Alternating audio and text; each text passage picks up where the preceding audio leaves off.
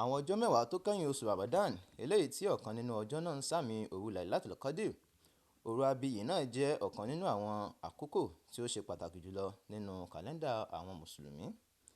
Adétóyè Adégbénró ló ṣàlàyé àwọn àǹfààní eléyìí tó wà nínú ọjọ́ mẹ́wàá tí ó gbẹ̀yìn nínú oṣù Ramadan.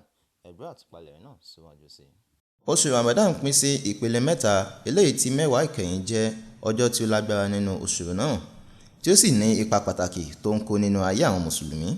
Òru abiyì náà jẹ́ ọjọ́ tí Al-Qur'an bẹ̀rẹ̀ sí ní sọ̀kalẹ̀ fún Ànábì Muhammad.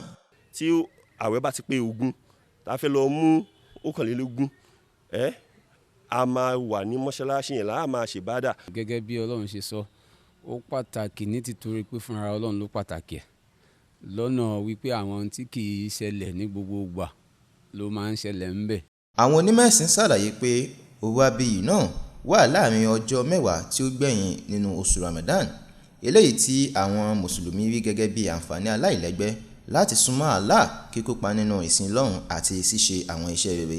Bákan náà, pẹ̀lú ṣíṣe àtúnyẹ̀wò lórí ìgbésí ayé wọn, wọ́n tún tẹnumọ́ pé orí 17 nínú Quran mímọ́ ṣe àpèjúwe rẹ̀ gẹ́gẹ́ bí òru tí ó dára ju ẹgbẹẹgbẹ̀rún oṣù lọ.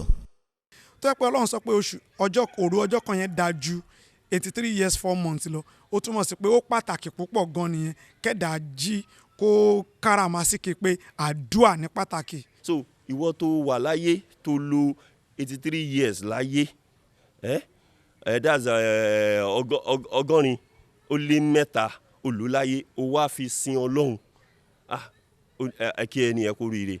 Wọ́n fi kún pé pàtàkì Lailatul Qadr ni a wò gẹ́gẹ́ bí òru ìyípadà àti ìwòsàn ẹ̀mí.